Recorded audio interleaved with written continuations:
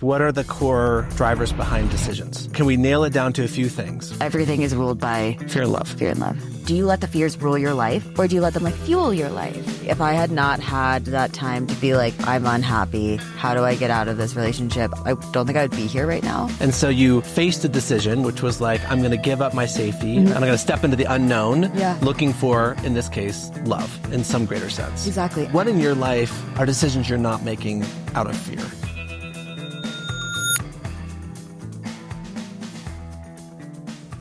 Welcome to Open Risk.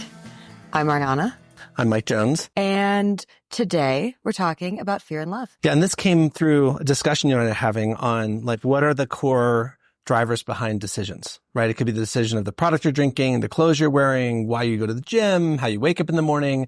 And what I kept asking, what we kept talking about was, what are the core drivers? Can we nail it down to a few things, right? And we came up with fear and love. Yeah. Right. And it can also be going on a date or dating the person, being in a partnership with someone. Yeah. Like, are you in that partnership because you're afraid to be alone? Right. Or because you actually love them, or both? Yeah. And talking to people about this, some people would bring up these very biological perspectives. They'd say, well, it's not love, it's actually reproduction. Like you have this like biological desire to reproduce, and it's not fear, it's really security, and that you have this necessity to feel safe. Yeah. And so people use different words for this. They were like, oh, it's sex and money. Oh, it's reproduction and safety. Oh, it's, love and fear. Like we can kind of figure it out, but it keeps going back to these two things. And in a certain sense, I was thinking like one is, the other view is it's growth and defense, because in many ways, love is about growth, right? In my mind, it's like you connect to somebody, you decide you like something, whatever, and you're growing into that. And defense is really the kind of fear piece of like protection. I also like the idea of security, because are you with someone or are you doing something because it's comfortable and because you're afraid of fear? Right. So it's like you're fearful of being sure. Well, you could scared. You could also argue that like if you don't feel secure, can you feel love? Yeah. Right. If you feel insecure or unsecure, however you define it, like can you even feel love at all? Can you love somebody else if you don't love yourself? I can talk about it from a business perspective, but why don't we start from a personal perspective? So collectively, we all wake up in the morning. Collectively, we all have some sort of routine, right? And I would argue that initial routine that we do to kind of beautify ourselves for the day and make ourselves presentable is really twofold. One is to be attractive to others and be attractive to ourselves, which is the love component. And the second would be to appear professional or in some state that would let us to attract money and secure our jobs, which would be the fear or security component. Yeah. Do you kind of think of it the same way? Similarly, my last relationship, if I had not came to Aspen on a girls' trip in February and ended up staying for 3 weeks instead of 1 week, and like if I had not had that time to kind of be like, I'm unhappy, how do I get out of this relationship? I don't think I would be here right now. Oh, interesting. Because I was comfortable. Like we lived in a house together. Right. Like we had great sex. Like we got along majority of the time, and it was comfortable. I agree with you essentially. But so in that case, you felt secure, you felt comfortable, but then coming to Aspen or just getting away from your regular routine. So just getting away from the regular routine and then reflecting on it, which sounds like over a 3-week period, made you question whether it was love or it was enough love. I knew it had run its course kind of by that point. Yeah. But again, it wasn't bad. I just had fallen out of love with him. Got it. But I was in such a good situation. Like I lived next to, my neighbors were my friends. Yeah. Like breaking up with him wasn't just, okay, bye-bye. It was, there was logistical as well. Right. And you were committed. Yeah. Kind of taking that time apart and away not only allowed me to really realize, okay, I don't want to be comfortable necessarily if I'm unhappy or if I know that I can be unhappy in the future, but it also gave me the courage and the bandwidth maybe to realize that I need to get out. The friends that I have are still going to stay friends, even if I don't live next to them. Sure. Also made me kind of ask myself, like, if I did stay, what would that look like? Yeah. What does that life look like? Yes. Do I want to settle? And not necessarily like settle down, but do I want to settle? Right. So and the answer is no. And so in the fear kind of bucket, which is maybe the wrong term here, it's almost like you felt safe and you were complacent. right? And then the moment you reflected on it, you realized there wasn't the growth you wanted. There wasn't whatever the next was. And so you faced a decision, which was like, I'm going to give up my safety. I'm going to give up this complacent situation I have. And I'm going to step into the unknown, looking for, in this case, love in some greater sense. Exactly. It was scary to like uproot my life. But at the same time, it was scarier to think about not. Yeah, I agree. Like you thought that the risk untaken was a greater loss than staying in your complacent situation, right? So you had to take the risk. Yeah. It's funny, last night, one of my kids asked me, like, what do you do to like conquer a fear, right? And of course the standard statement is, well, you face your fears. Like, it's just like the standard word, right? And it's so easy to say that, but it's really hard to do, right? So in that case, you're like, I'm giving up safety and security. I'm going to give up my known. Yeah. I'm stepping into the unknown for something greater. Yeah. And so, okay, so if we go through these decisions throughout our day, whether it's us getting ready, us going to the gym, us in our job, us communicating with others, one thing that I keep coming back to is, okay, if I'm bettering myself for myself, I would argue, well, that's love, right? That's self-love, right? If I'm making decisions out of fear, like I'm scared to do something, I'm scared to change a situation, that's obviously on this other side of the spectrum, right? Yeah. And I'd argue that the choices we make throughout the day are probably reflective of this duality. Yeah. Somebody the other day was telling me that like there's components of the shadow self. Have you ever thought about the shadow self? No. Yeah, I know. It was a new idea for me too. They were talking about how like there's certain personality traits as it relates to fear and also as it relates to like money and work that are really tied to aggression, to a darker side. So they kind of saw it as like, instead of fear and love, it's almost like your light side and your dark side. Okay. And that in their mind, there were certain traits on the fear side that were actually ones we needed. I mean, we need fear, right? Like that's why you don't step into traffic and you save yourself on a mountain. But their point was like, there's a lot of power actually in the fear side that helps you progress as a human. Yeah, I can see that. That's why it's why I left. Right, exactly. Like the fear of not knowing the unknown was greater than the fear of being complacent in a way. Right, that's right. Yeah, exactly right. The fear of complacency was greater than the fear of risk, or the risk of something new. Yeah. So in companies, we see this all the time too. I'll give you a good example. We have a clothing company that is clothing built to kind of protect you against radiation signals. So there was a big study in France being done showing that men were becoming infertile. Yeah. And they found that it was because they were carrying their cell phones in their pockets, and the radiation being emitted from the cell phones were destroying their testicles. Wow. Right. It's a real study. And so this company came out with a fabric that's a wave blocking fabric that you would wear as underwear, and it would stop the cell phone radiation from penetrating your briefs, right? Yeah. So good concept. But what's funny is in their marketing, they're really marketing fear, right? Yeah. Which is like, hey, you want to be fertile in 10 years, there's Wi-Fi all around you. Yeah. They're marketing fear. What I realized though that's been really challenging is that clothing is really about love and sex, right? Like when you choose the clothing you're putting on, unless you're in a dynamic situation of protection, you're generally looking for stuff that makes you more attractive to others. And so it's funny because we've seen other companies come out with really sexy underwear that has no protection and they've skyrocketed. Meanwhile, our company with really strong biological protection has grown, but hasn't grown at an exponential rate. Yeah. And I'd argue because, Americans are very short-term thinking, and marketing fear in a clothing sense is less effective than marketing sex in a clothing sense. Do you want to have babies? Wear underwear. Right.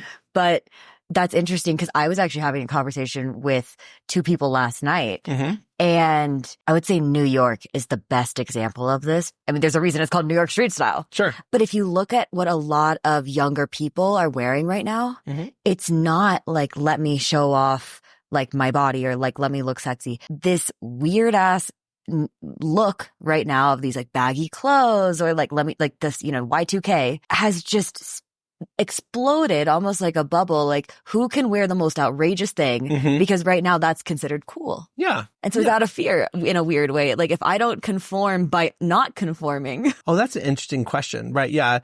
Similarly, I talked to a high school kid that had like this crazy baggy outfit on and it was all thrifted and he had this whole story behind all the clothes. Yeah, like, massive, right? I was with somebody that said, why aren't you wearing like, form-fitting clothing? And he said, oh, none of the girls will talk to me if I wear that. Like I have to be wearing, this is the clothing that attracts women right now. But to your point, that decision is twofold. One is fear to not fit in. So I kind of want to look like I have a style with others, and then love to attract people to me. And it just happens to be that it's a different style than maybe what would attract you to somebody. It's funny when you think of this duality of like, what decisions do we make that are both out of fear and love, right? I think a lot about social media. You're on Instagram, you're feeling FOMO. You're feeling like if I don't get on there, I'm missing out what my friend's doing. I'm missing out on events. So I have this fear component. Meanwhile, I'm posting photos. I'm showing you the best side of my life, the most exciting component. So I'm like seeking love, right? And it's measured, right? How many likes I get, how many views I get, right? It's quantified love, but it's both sides, right? Like that FOMO component of like opening Instagram and seeing all your friends are out, but you're not with them, like,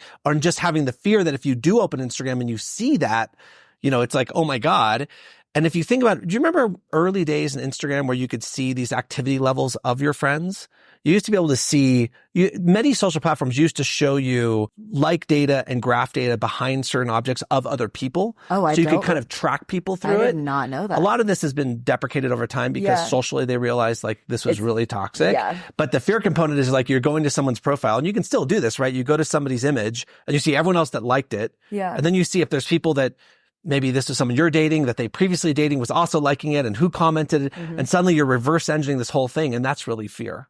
Right. So this fear and love dynamic, maybe at the end of the day is the core driver behind all these social products for sure. Yeah. And they're some of the biggest companies in the world. Right. Yeah. That's such a good point. Yeah. And fascinating and toxic and all the things that kind of go with that. Yeah. Right. Personally, I actually feel very lucky that I don't necessarily have FOMO. I love going out. Don't get me wrong. Like I honestly go out most nights. Right.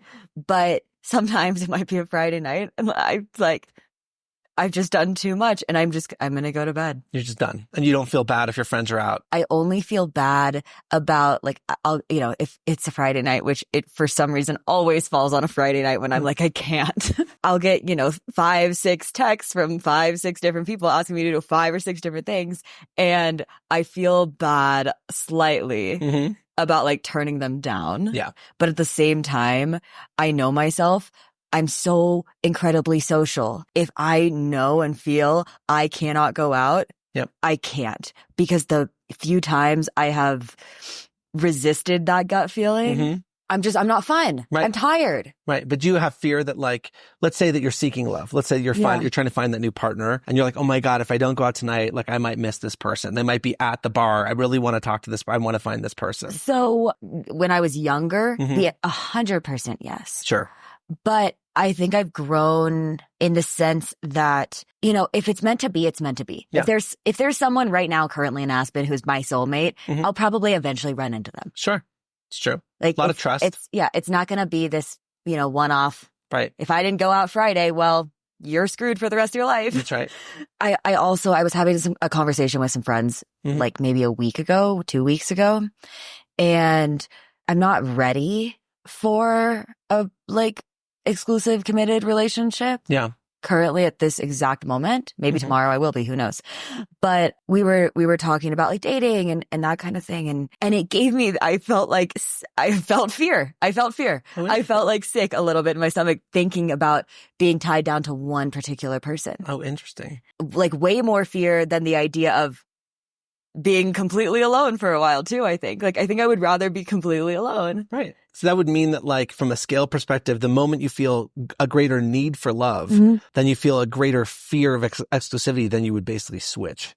Probably. Because right now you're like, I'm more scared of being exclusive than I am being alone. And I don't know like why. I don't know, probably like it could be very much unpacked. Sure. You don't feel this like rapid urgency to go find your mate. Exactly. Yeah. Like I love going on dates. Dates are fun because I love meeting new people. And I love talking to people. But I'm not going to feel sad if like, let's say I have a date, but I get stomach flu or something. Sure. I'm not going to feel bad about not having that opportunity. It's not going to feel like a missed opportunity to me in terms of love. Got it. Okay. Going back to business. Yeah. How does this love-fear duality play into business partnerships or like co-founders? I think young founders that are on their kind of initial journey, a lot of times they'll have fear over their own ability to kind of follow their dream. And in that case, they'll probably put people around themselves in some construct that looks like a partnership, whether it's balanced or not. And maybe they're filling an insecurity they have. Certainly that was the case for me. So on some of my early businesses, I brought in partners that probably I really didn't need because I felt insecure about my ability to kind of execute, right? And so they kind of quench that fear. I think on the love side of it, if we think about that, there's definitely partnerships I've been in where there was somebody that was equally as talented as me, but in something that I didn't do at all. And there was a beautiful dynamic between us where maybe I could execute the operational and strategic portion and they were on the creative and marketing portion, and that kind of merging together of skill sets created something really, really beautiful. And I loved them. Like that, I felt really, really good. So to your point, I definitely see partnerships that are driven out of fear where somebody has an insecurity and they're kind of filling it with a person that has a lot of confidence, right? Or I see very beautiful love partnerships where people basically have very complementary skills and they work very well together. And it can go both ways, right? Okay. So that's interesting.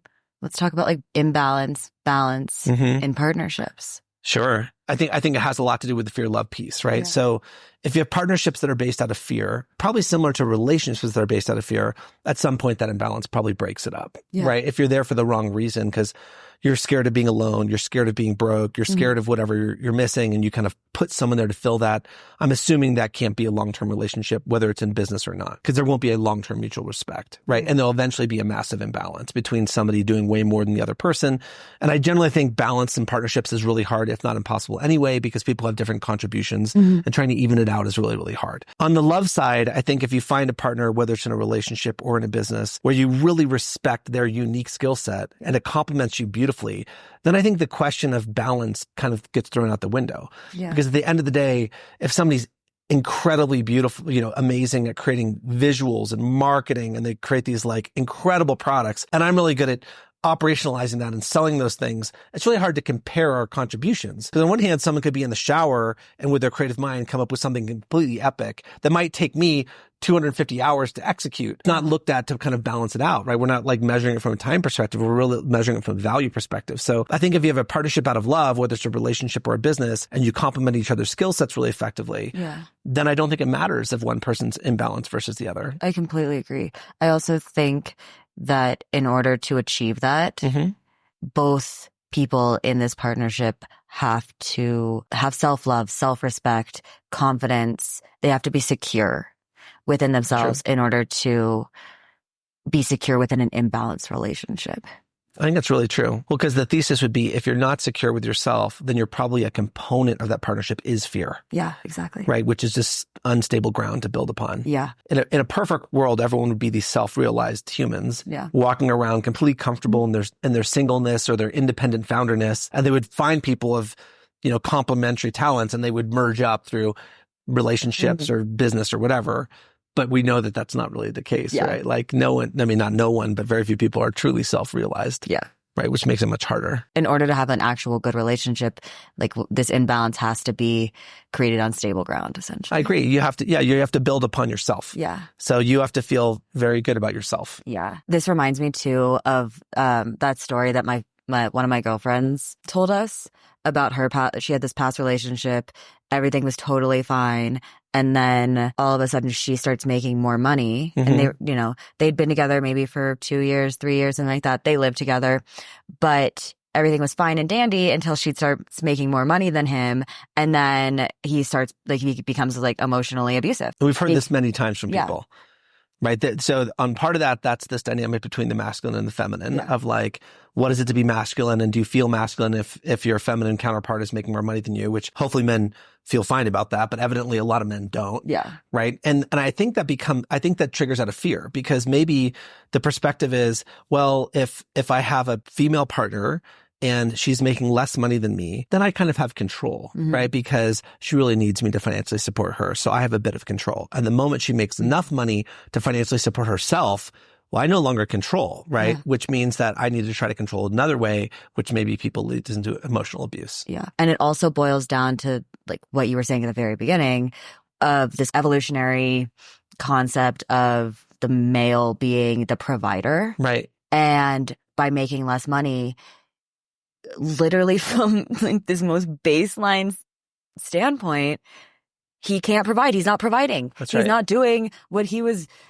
biologically engineered to do. Yeah. I mean, we've talked to mutual people, some who say, when I made more money than my male counterpart, the relationship went toxic. Yeah. And I think that's a control provision. The second is we've talked to women who said, when I made more money than my male counterpart, I didn't feel like he was masculine any longer. Yeah. Which I felt was like interesting. a very difficult statement, right? It's like, oh my gosh, wait, you're no longer attracted to him because you made more money than him? Because your point is there's this biological need that person happened to have where she really wanted him to be the provider. Yeah. I love when a guy opens the door for me. Sure. Or orders. Yes. Am I capable of doing both of those things myself? Right. Very well. 100%. But I still love it. Yeah. I love this idea of being taken care of, even if it is opening a door. Sure. We've heard it from many women. It could be basic things. It could be just ordering food. It could be choosing what restaurant you're going to. It could be dictating what time that you're going to, not dictating, but suggesting the time. It's having confidence in your decision making and having conviction around it and having confidence with it. And yeah, I mean, and a lot of women find that super masculine and attractive. And it's funny because certainly we're in a world where you think, well, wait, equality. But in the feminine and masculine relationship, it's not necessarily equality. Yeah. I mean, it might be equal as in like, let's all work and let's all pursue our dreams and let's make sure that everyone can go become their own self-realized self. But, in the day to day, it's like, it's certainly okay to probably, open the door for somebody as a romantic gesture. Yeah. Also, it's not horrible to be taken care of. I feel like almost kind of what you just said, I feel like maybe this idea of, no, if this guy opens the door for me, he's not a feminist, like fuck him. Right. It's founded out of fear. It's founded out of fear that if this guy does open the door, then I'm no longer a feminist and I'm playing into the patriarchy or whatnot, you know, bullshit. No, I like your train of thought there because it's basically saying, well, it starts with him opening the door and it ends up with me like barefoot and pregnant at the house, no longer have a job. Like what the hell just happened? Like Handmaid's Tale. Yeah, exactly right. It's like that wolf that goes to the campfire being like, I'll just take a little bit of food from the humans and then suddenly we have domesticated dogs, right? Yeah. So yeah, I mean, I understand the kind of hardcore, like absolutely not perspective. As you and I know, we've talked to a lot of people and certainly there's a craving from women that we've talked with to see men be a little bit more chivalrous on their daily actions. And it's not typically communicated. But I think the fear is the one you said, which is like, well, if it's, it starts with opening the door and suddenly like I'm no longer working and suddenly I'm completely dependent on this man. And then suddenly I'm trapped. Also, I feel like being indecisive is such a turnoff to me. Yeah. It is. And regardless of if it's a man, a woman, it doesn't really matter. Sure. But I don't consider it being indecisive if I'm like, no, you pick. I want you to pick. Yeah. Because I find it really sexy if you order food for me. Yeah. So, I mean, that's kind of interesting too, going back to like balance, imbalance. Yeah. Like I'm not being a hypocrite by saying, no, I don't want to pick. Right. Because I'm not saying I don't know what I want. I'm just saying I don't want to choose. Well, it's kind of like saying there's these layers of decisions, right? So like picking the meal is a low risk decision, right? Like, if you get it wrong, you're going to get it wrong. And maybe she's a vegan and suddenly you order meat and it's like a bad form, fine. Like you can clean that up. Then there's these high risk decisions, choosing what apartment we're going to live in, what house we're going to buy, whether, so a certain sense you say, well, in these low risk decisions, there's a moment where one partner can really show a grand gesture to another or a basic gesture to another that's really attractive. But then there's high risk decisions where we really do need equal discussion, equal buy-in on those decisions. Yes, that is very interesting. Or I love because I feel very honored if somebody asks my opinion on something. Whether it's, I mean, the other day, I called you about this, but the other day I was I was with this guy on a date and he asked me about this new product that he's considering investing in. Yeah. He is far more expert in this field than I am. Sure. I felt really like honored. Yeah. That he actually wanted my personal opinion on this. And I feel like it also takes someone who's very secure. Yeah. And who is is kind of ruled maybe by love more so than fear. Sure. To ask others, to ask opinions. Well, it showed mutual respect for you. It did. Which is like, I respect your opinion. I want to hear it. I'm not just placating you being like, oh, what do you think? Yeah. Great. Like, you don't know what you're talking about. Yeah. So in business, I guess, when you see somebody who is just unable to really take criticism, constructive criticism, or maybe there is somebody that they can take the criticism, but they're the kind of person that doesn't ask for help or doesn't ask for somebody else's opinion. Mm-hmm. I mean, have you ever seen a successful business come from that kind of? It's a really good question. There's certain times like I'll give you a really good example is the 360 review. So you have some CEO and we say, hey, we think we should do a 360 review where a bunch of your staff, is basically going to rate you as a CEO, right? The CEO's response could be like, yeah, I have no interest in that. Like I'm basically fearful of what I'm going to hear. Yeah. I think it's going to make me feel bad. I'm not going to feel love from, so they're by default saying, I'm not open to the love. I think it's just going to be fearful and I think I'm going to be worse off. Or they're saying, I just don't care about those people. Yeah. Like I'm just not interested. And okay, which is worse in your opinion? I'm not caring about the people is probably worse because to build great companies, you need great people. Yeah. And those people have to have some love for each other, you would hope. Yeah. Right. And so if you have a leader that just doesn't care for their people at all, I mean, they still might be successful, but it won't be because they're building a beautiful team. Okay. Right. So both of those are negatives. No, both are bad. Both are bad. I think the same question is in general criticism, which is saying, am I secure enough in myself to ask you your opinion? Mm-hmm. And either I care about your opinion because I have love for you, which means that I'm vulnerable, which means that your feedback could hurt me, which I'm maybe scared of, or I don't care for your opinion at all. I'm placating you by telling you I'd like your criticism, but I'm basically going to ignore what you're going to say anyway. Yeah. Right. So the first one is like, there's love between two people and they're actually giving them constructive feedback. And that could be in business or in personal relationships. Right. The second is basically, I'm fearful of any feedback. I have no interest in changing whatsoever. Yeah. I'm doing something just out of like kind of fear that you might leave me if I don't get some feedback from you. I'll take it, but I'm going to dispose of it right away. I also feel it's fear of growth too. It's fear of growth and change. Yeah. And what's funny because in many ways, I would define that love is growth and change. Yeah. Right. To your point of you leaving your prior relationship, you left a stable situation for something that was really unknown and you stepped into something bigger. Yeah. So love is growth in my mind for sure. And fear is complacency. Yeah. In that definition. But we're battling this on all fronts, right? It's like every decision has different components of this, whether it's products we buy or relationships we're in or conversations we have. Yeah. People we meet. And it's fueled. And I think the social media stuff has triple charged it. Oh, because my it's put God. numbers on it. Yeah. Yeah, for sure. Yeah. I mean, what, comparison is the thief of joy? Yeah, comparison is the thief of joy. It's a social super media true is the thief of joy. Yeah, social media is built on comparison. Yeah. It started with hot or not, right? It started with face mash. It was like this picture versus this picture. Yeah. And essentially we're still doing the same thing. Yeah. Which picture do you want to like? Who got more likes? This picture versus this picture and the next picture, right? Like fundamentally, it's still just a comparison engine. Yeah. And it's like, I want people, like, I'm going to post this picture because I want people to think that my life's perfect. That's right. Yeah. You're broadcasting a certain image. Yeah. I'm still stuck on like the fear-based decisions. So, okay, staying in a bad relationship, fear. Staying in a job you don't like, fear. Fear. Right. And I feel like both kind of stem from this pseudo security. Because Agreed. you could hate it. You could hate it on all fronts. Right. And it could actually be the most unstable work environment. It could be just bad. Yes. But you're fearful of losing the security of your paycheck. Yeah. It's the known versus the unknown. I don't like the known, but I'd prefer the known over the unknown. Yeah. Like I hate both, but I'll stay. Less bad. And there's lots of reasons, right? Oh my God, I got kids, I have bills, like I can't possibly leave my job. I've got to stay in this situation. It's fear, fear, fear. And then it's also like facing fears, talking to that person you're uncomfortable with, taking that jump. Even, I had people contacting me about businesses and they'll be like, I'm really scared to send you my vision. And I'm like, look, like. The worst that can happen is you say, I don't love it. Exactly. Worst is exactly. I hate when people say this. Oh yeah. I hate when people say, okay, well, I don't want to do it actually because I'm scared of whatever the answer is going to be or whatever the, outcome is going to be. Right. But if you don't do that, you're never going to grow. You're never going to have an answer regardless. True. It could be the best idea. It could be the worst idea. It doesn't really matter. And you'll never know. But if you're so scared of that possible no, right. What other things in your life are you not doing? That's right. Because you're just scared of the possible negative in a dual situation. I agree. The classic question is, if you had no fear, what would you do differently? Yeah. Or what would you do in the first place? Yeah, but if you were not worried about fear. That, and then it's also like when people are like, no, I can't. Like, I can't do that. Right. Well, yeah, you can't. That's if you right. say you can't, you fucking can't. That's right.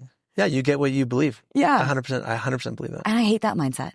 Yeah. Giving me the excuses of why you can't is just real negative to me. You know, I find the best entrepreneurs are like, I can do it better with your support or money, but I'm going to do it no matter what. Like no matter what, I'm on a mission. So, and that conviction is, you know, exciting. And I mean, it goes with like indecision and decision. Sure. And it plays into everything. It plays into all of what we've been talking about. Yeah. And how you feel. So other products we buy out of fear, or other products we don't buy out of fear. So like certainly we get nervous on things that are too expensive, things that might drain our bank account, things that might go down in value. You know, if you think about marketing campaigns that tie into fear, tie into love, you know, it's super fascinating. Like one, you could say, obviously medical products, obviously pharma products, right? Like fear.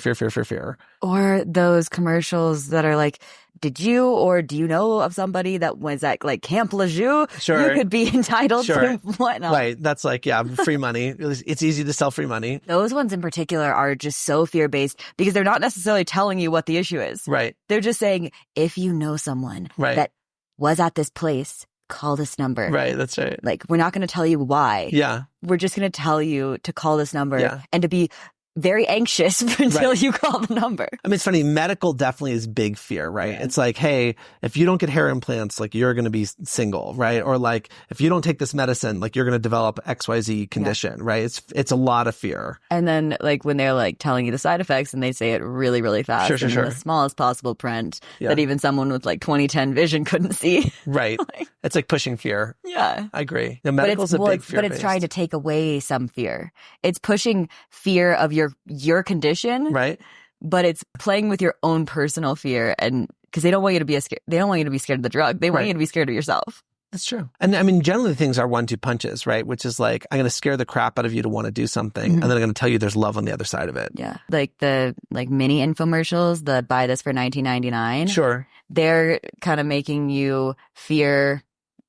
Like the idea of not conforming, of not having this product that everyone has and everyone loves. Yeah. And they're also making you scared that if you don't buy it right now, it's not going to be $19.99 forever. It's going to be $29.99. Right. So I have to buy it right now. Right. Yeah. Time-specific tactics, 10% off on the first order. These are really good psychological triggers to get you a little bit fearful. Yeah. It may not be there. Scarcity is beautiful that way, whether it's time scarcity or product scarcity. That's very effective.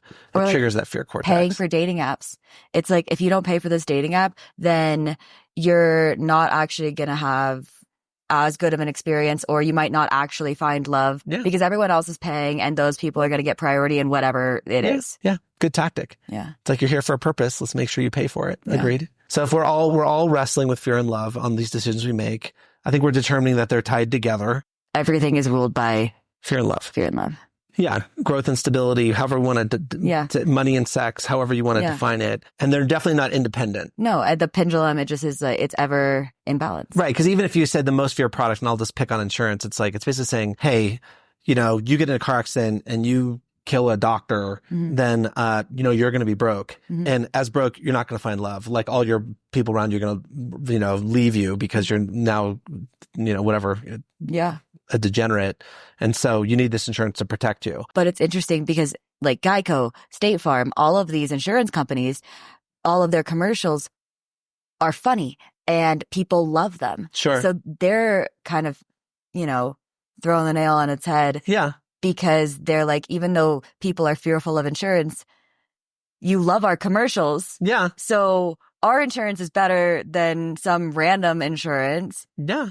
Because we care, we want to make you laugh. Right. We want to do these things for you. Right. Right. Because your point is the commercial could be somebody getting into a head-on collision with a bus full of nuns and then saying this like super terrible thing happened. But they're like, no, look at this funny little gecko. And like, it's so funny. And you're right. So they're trying to create love for the brand, even though it's selling a fear-based product. Yeah. But the main point is these things are not separated. Like one is connected to the other. Yeah. Right. And so maybe you're always kind of shifting on the spectrum of like, where am I on the fear-love parameter? And then to your point with masculinity, it's kind of like this risk matrix, right? Like, so saying, let's go out to dinner at 7 p.m., very low risk statement, saying I'm ordering, only carnivorous meats, a little bit higher risk, saying we're moving to an apartment together. I already selected it for us, show up this day, super high risk decision, right? Yeah. Well, it's the same thing. So like when I, in 2020, when I got on Hinge for that, few month period, I chose Hinge and not Bumble because I'd never asked a guy out before, I don't think, or Sure. like now I have, but like I wasn't the same person I was back then. Yeah. And the idea of choosing Bumble and being that one to say hi first or whatnot. Yeah. Horrible. Really? Oh God. I was like, no. You just didn't want to do that. No. But now it's, I'll text someone and be like, hey, do you want to grab a drink at 7 p.m. at this place? Yeah. Like, I have no issue texting first now. But you don't have fear around that generally. So you're like, but you've moved past that. But I used to. Yeah. But you'd still probably prefer if the guy text you first. I would much prefer it, but in the same way where I would prefer to have a door opened for me. Sure. I can do both. Like you're okay with it. But I can do it. It's plus point. It's neutral or plus, basically, if they do it first. Exactly. Yeah, that's fair. What in your life are decisions you're not making out of fear? What are you not doing because fear? I'm so secure within myself, but also within this idea of growth. I love growth. Like I think basically everything helps facilitate growth. Sure. Like, would you do something in business differently? Would you do something in work differently? Would you approach your relationships differently? I don't know if I'm doing it out of fear, though. Okay. See, I think yes to all of the above. Yeah. And not necessarily differently, but more. What is that? What does more look like? Yeah. Or what does different look like? Okay. So I think I'm doing it out of this desire for growth. Does that stem mostly from love or from fear? Do I have a fear of like stagnation? Sure. Because I don't know if it's failing. I don't think is necessarily a fear of mine, because failing facilitates growth. Right. I think I'm scared of being stagnant. Okay. Of not moving, of never growing. Right. I mean, I feel like, I guess, taking that into account, maybe that my base is this weird kind of fear. Right, because your base fear is that you get tired, or not tired, you get complacent. Yeah. You don't want to be complacent. Right. You want change. Yeah. And you want growth.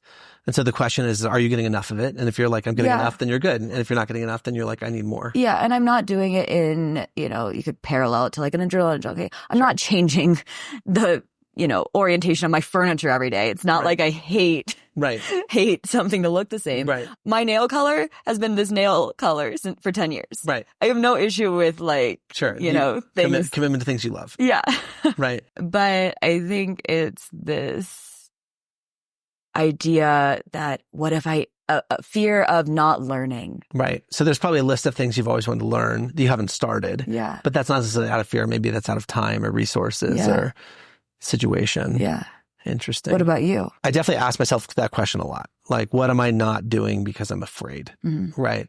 And when I come across things that I'm scared of, I'm trying to get better at just doing it regardless, understanding that I may not like the consequences. Sometimes it's saying things. So it's like if I have a relationship and maybe it's challenged and I'm not saying something because I'm worried how they're going to respond, and maybe the response is bad and maybe there's some destruction on the other end. And this happens with my CEOs. So like if I'm working with a CEO and we're at an impasse, the question is, do I say something directly on how I feel, knowing that might risk the relationship, knowing that might also risk capital, which is nerve-wracking, or do I just kind of let it go and not stress about it, right? Like there obviously have been times when you probably let it go and not stressed about it.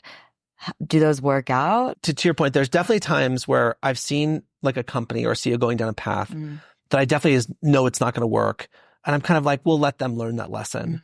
And that's always been pretty much a mistake. I should have just clearly stated it up front. So I'm pretty clear now, even when I talk to first-time entrepreneurs, saying, if you're a first-time entrepreneur and I see your concept and I don't think it's going to work, I will directly tell you. Yeah. Right? I'll be like, I just don't think this is going to work. My general perspective is go spend time on something else. You'll probably find success, but this strategy will probably not execute the way you want. Where it's been more sensitive is if I have a really high-level relationship with somebody and we're at an impasse, how far do I push it to express my feelings, and do I need to? Yeah. So sometimes it's like I'm expressing my feelings because it's a selfish need of mine to just prove I'm right, which is like not a good reason to do it.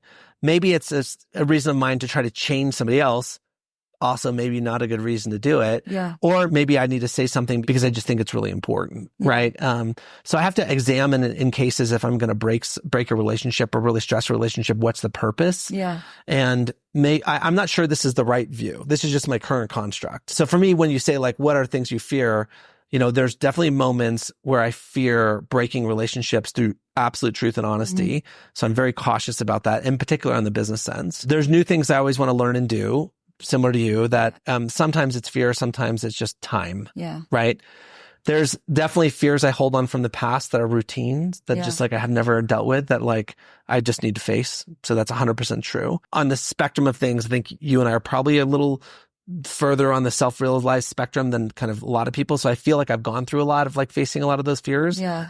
But I'm sure there's more. Yeah. You know, I mean, people will present me things every day that I probably would immediately say, oh, I couldn't do that. Yeah. That's ridiculous. You know? Well, it's interesting, like the idea of if I say something to this person, will it stress a relationship? Will it break a relationship?